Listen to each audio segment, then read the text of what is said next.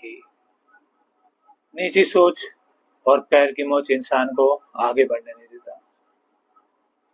आज के दौर में इंसान अपने दुख से दुखी नहीं है, बल्कि दूसरे के सुख से दुखी है, इसीलिए वो परेशान है। और वो दूसरे के सुख से इतना दुखी है कि दूसरे को नीचे गिराने के लिए अपना ही नुकसान कर देता है।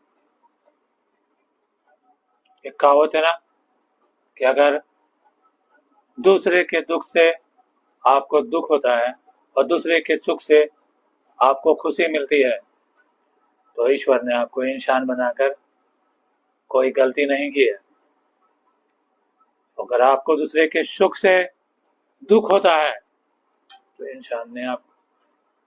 ईश्वर ने आपको इंसान बनाकर बहुत बड़ी गलती की है। सोचेगा जरा।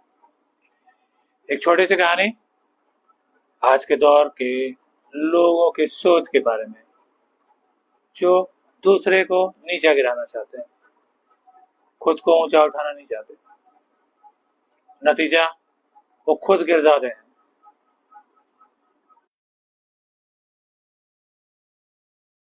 जो इंसान दूसरे के सुख से दुखी होता है और दूसरे को नीचा गिराना चाहता है, खुद को ऊंचा उठाना नहीं चाहता, उसका अंजाम क्या होता है? एक छोटी सी कहानी ऐसे ही शख्स की। एक बार यमराज जी धरती लोक पर उस इंसान के पास आते हैं। वो जैसे ही घर पहुंचते हैं और इंसान उसे पानी पिलाता है। यमराज जी खुश होते हैं।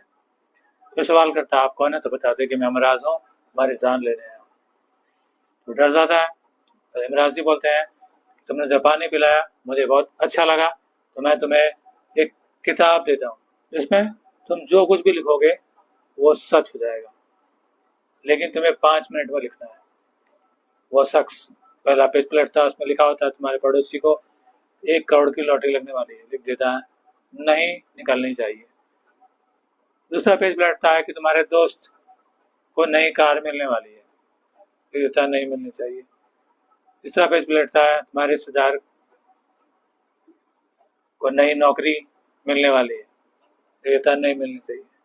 इस तरह करते करते जैसे ही वो अपने लिए कुछ अच्छा लिखने वाला होता है कि 5 मिनट समाप्त हो जाता है और यमराज जी से किताब वापस ले लेते हैं।